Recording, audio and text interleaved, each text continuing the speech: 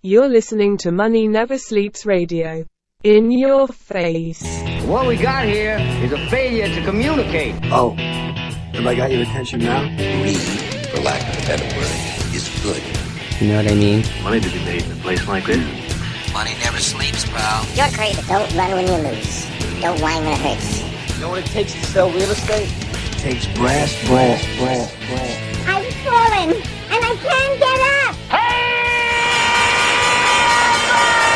All right, welcome to Money Never Sleeps. This is a show where we talk about anything and everything that impacts the flow of money from around the corner to around the world. And I want to thank you for joining us today. We're going to go over a few things during this show. Artificial intelligence is one of them. We see a lot of things going on in that space.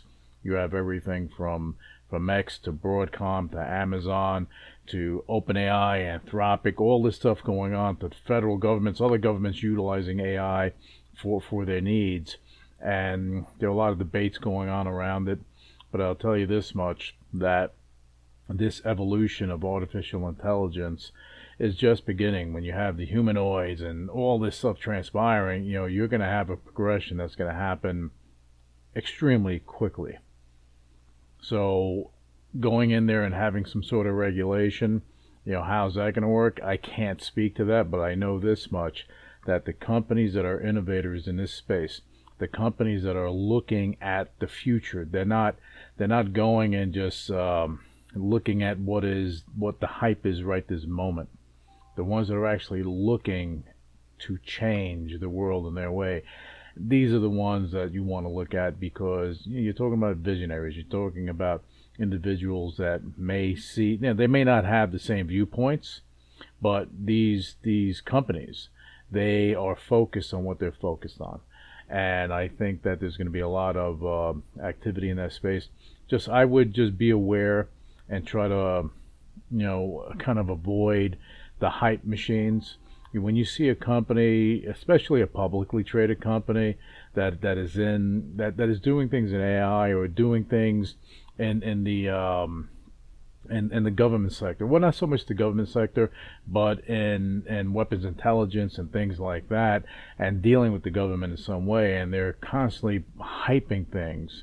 These type of companies you have to be aware of. In a way that, hey, you know what?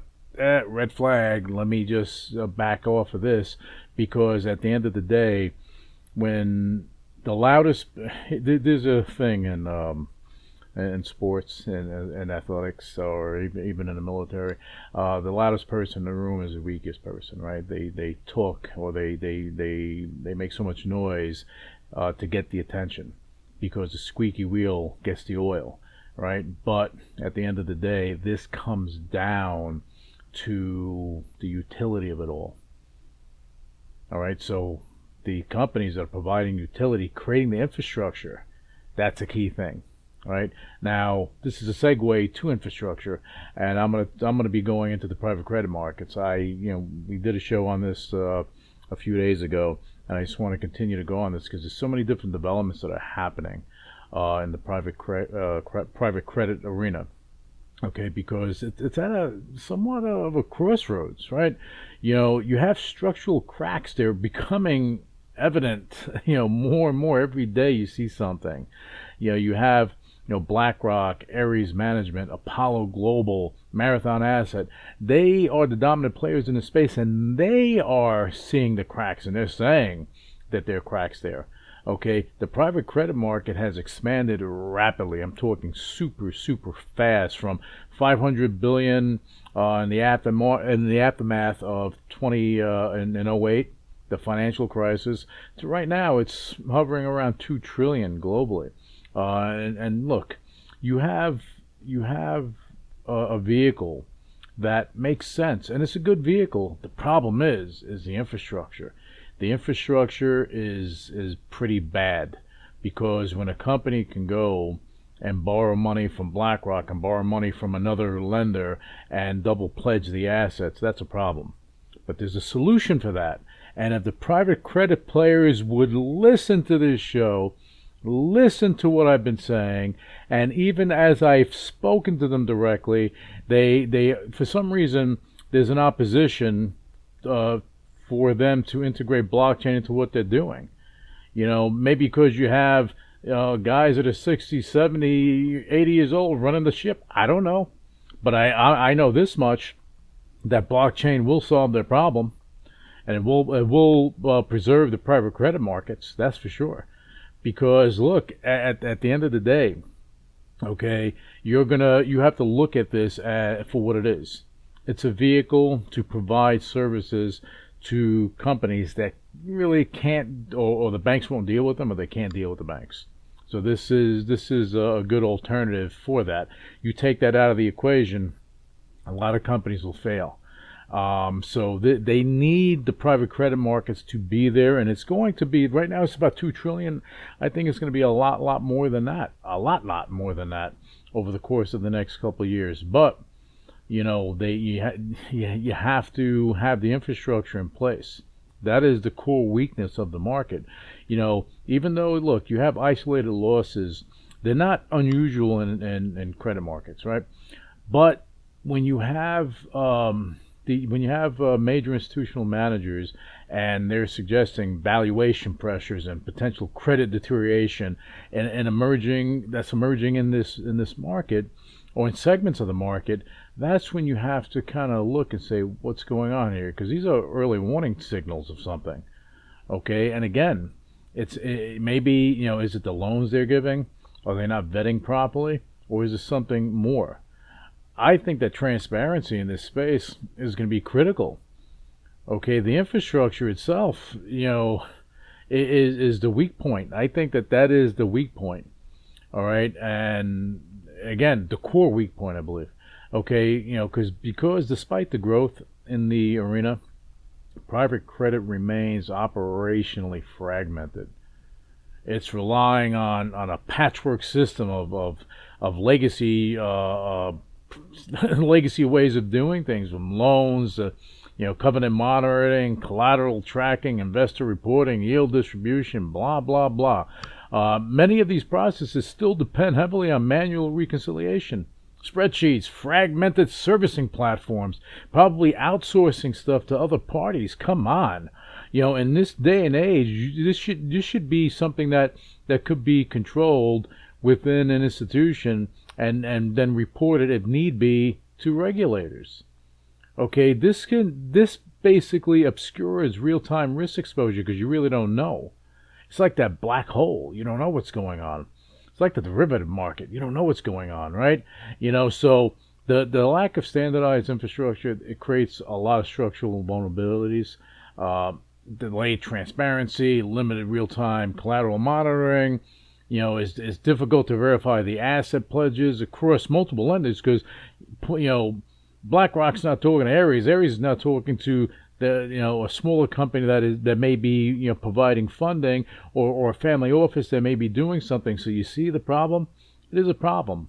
Again, something that can be resolved. Okay, and the inefficient distribution of payments, reporting, all that stuff is part of the issue.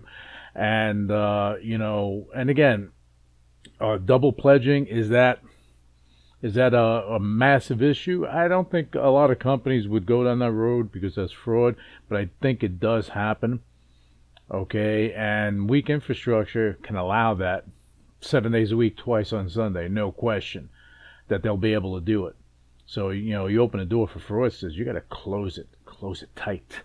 Okay, blockchain infrastructure is a structural solution. I've been saying this for a long time, beyond the private credit sector blowing up the way it did. I was talking about this for a long time. Okay, when you have new blockchain-based financial infrastructure that's emerging, specifically designed to address these inefficiencies, and this is happening on the Pecu Novus Blockchain. You have other blockchains that may be doing it, but this is specifically happening. This is an infrastructure layer that's capable of supporting institutional-grade credit instruments directly on-chain, directly. Unlike conventional tokenization approaches, they focus on trading liquidity. The infrastructure emphasizes the credit market transparency and collateral verification. And these are key aspects to the problem in the private credit market. Okay, one product in specifically in general is the digital credit note tokens. I mean, this is a great instrument, okay, that, and let me just go over it. It basically represents a tokenized credit instrument, and it can easily do that. It's backed by a verifiable collateral held within a digital asset treasury. It allows for this to be transparent. Okay, it locks that collateral in there. And the assets backing the credit issuance, they have to be pledged and locked in escrow, not so much in escrow, but locked within that digital asset treasury. You can use an escrow aspect to it if that is what they wanted as well, but I recommend digital asset treasury and lock it all up because you can make that transparent. But once locked, these assets, they can't be reused, rehypothecated, or pledged anywhere else, period, the end. This can be shown, okay, across the whole financial industry if they wanted to. It's just a matter of saying, hey, we gave them a loan, they pledged these assets are locked, and it's just like in the banking system. When somebody has a bank account and is overdrawn and they have a problem and they go to try to open up a bank somewhere else, what happens? There's a red flag over there. Same situation. A lot of people don't know about that, but they should, because they have like a joint chiefs of staff there that go and they make sure that you're not able to go and repeat the same thing somewhere else. Okay, and again, doing this, what does it do? It prevents that double pledging. It keeps things safe. And the smart contract transparency, that is where it gets really interesting, because each private credit instrument can carry well over 200 programmable data points within its smart contract infrastructure. You don't get that anywhere. From collateral composition, loan maturity, yield schedule, covenant parameters, collateral coverage ratios, payment status, lender obligations, blah, blah, blah, all this stuff that's in there. And it's for the benefit of transparency, not only for the financial institution, but for their investors and even the regulators if they should see it, and even for the lender. I mean, whoever is borrowing, the borrower, they get to see this stuff. And it's all, for them. It doesn't need to be public as other things would be, but it can be within their system that they're able to show this stuff to whoever they need to show it to. Okay, and DCN tokens, there's an automatic yield distribution. Every hour on the hour, it issues yield to the holder. So whoever the holder is, they're getting it directly into their wallet. Okay, and you're talking about immutable record keeping. Every event in the life cycle of the private credit instrument is permanently recorded on chain. You can't change it. So this, again, transparency, helping to protect the institutions, helping to protect their investors, and by protecting them is providing them with the information and data that they need. And then they can make their own judgment call, right? When things are opaque, when you don't know what's going on, and all of a sudden, a year later, you say, well, we're going to devalue this to zero. Okay, what happened? Then you have to go through the explanation tour, okay, explaining why and who, what, where, why, but we're this and this, and we'll make it up to you. Avoid that. Do something like this, because the private credit market itself is not inherently flawed for what it is. It is becoming an essential alternative to traditional bank lending. That I do believe, because, as I said earlier, you have companies that can't get a loan from a bank for whatever reason. The bank, maybe their standards are different and they just can't do it. This gives them an alternative. Okay, and I made mention on the other show of it being like a loan shark type of thing. Yeah, I guess, kinda, if you were dealing with a street situation, right? But, the private credit markets aren't loan sharks. They do things in an efficient way, and basically they do help a lot of companies. It's a matter of getting things moving in the right direction. Now, and then there was something interesting that I'll go over at the when I finish this thought in regards to pipes. But getting back to this, the operational infrastructure that's supporting this $2 trillion market hasn't evolved at the same pace as the asset class itself. That is what the problem is. That's what the problem is. Okay, and this market, there's a need for it, so it's going to scale further and further and further. But the weakness in transparency, collateral verification, and investor reporting is becoming more pronounced. We see it now. Just look at what BlackRock, Ares, Apollo, Marathon, what they're all talking about now. You're going to see more and more news releases come out over the next several weeks. I'm telling you, they're going to be talking about whether they're devaluing, whether they're reducing dividends, blah, blah, blah. Okay, now blockchain-based financial infrastructure, it is going to modernize private credit. And again, this is happening, is layered on top of Pecu Novus now, and this is the stuff that's out there now that can be utilized. Real-time transparency for investors, automated covenant and collateral monitoring, immutable collateral tracking, instantaneous yield distribution, auditable data structures, where a regulator can go in or an institutional investor can go in, they can say, okay, yeah, we know we can do a full audit here and we're fine. They get the information they need.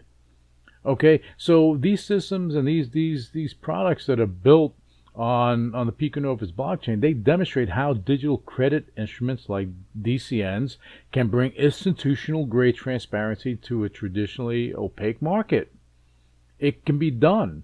It comes down to them wanting to do it, and that has to do with the path forward with everything.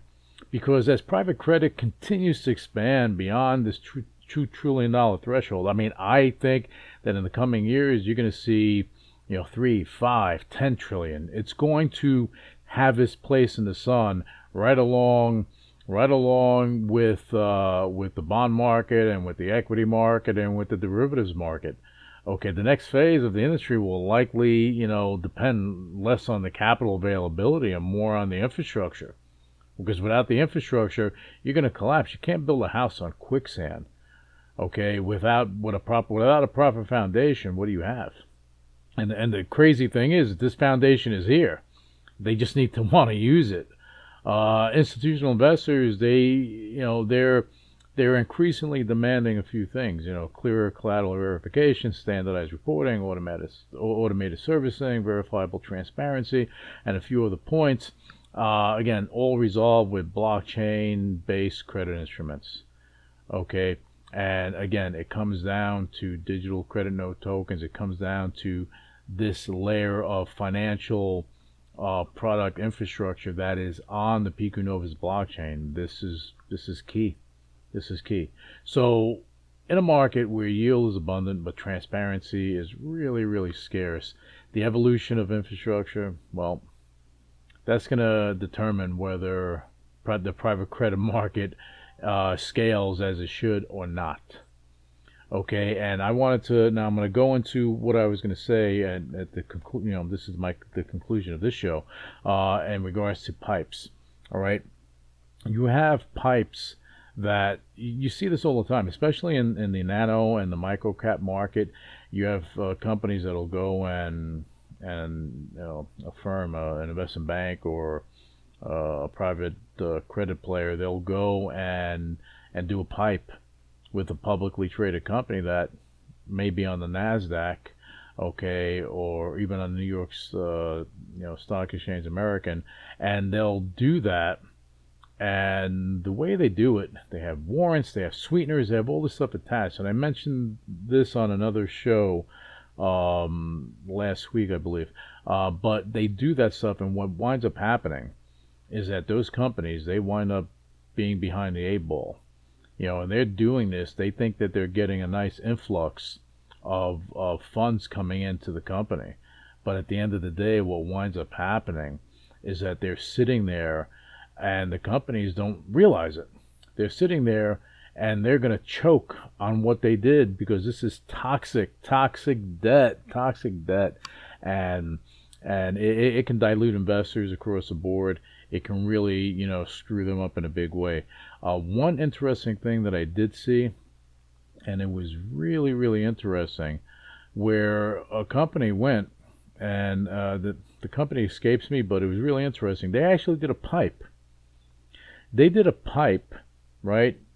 And I believe it was, I'm going to say, okay, I forget it. It was I forget the company. Anyway, what they wound up doing, they wound up doing a $1 billion pipe. I believe BlackRock helped them with it, or Goldman helped them with it, and they got it done. But the pipe was specifically for them to buy back stock in their company. Brilliant. Because by taking stock out of the public market, you are increasing the value of the stock itself, of what's out there, what's outstanding. Okay, so it becomes a very interesting dynamic, and that is a great use of a pipe. But when a company is using a pipe to go and utilize it for their working capital, and I've seen this recently, where companies doing this, and they are dependent, like they may have to go pay this back in a year and a half, and they're paying monthly payments into it. If the company is not going to be generating revenue, they will hit a brick wall, and that brick wall is going to hurt. Because not only did that lender, are they owed their money, they probably, let's say they did it at a zero coupon. That's fine. They'll do that. It'll be a discounted loan. So if you took out a $20 million loan from them, and they did that pipe with you, you may have just gotten, or if you did a 30 million or even a 10 million, whatever it is, you may have gotten a fraction of that. You may have gotten, maybe, let's say if it was 10, maybe you got, 6 or 7 in that range, and then you have all of your fees and whatever else is attached there, and then you wind up going down that road. And again, you have payment, you have a payment schedule that you have to adhere to, or you'll be in default. They have crazy warrants that a lot of them get. They get some rights.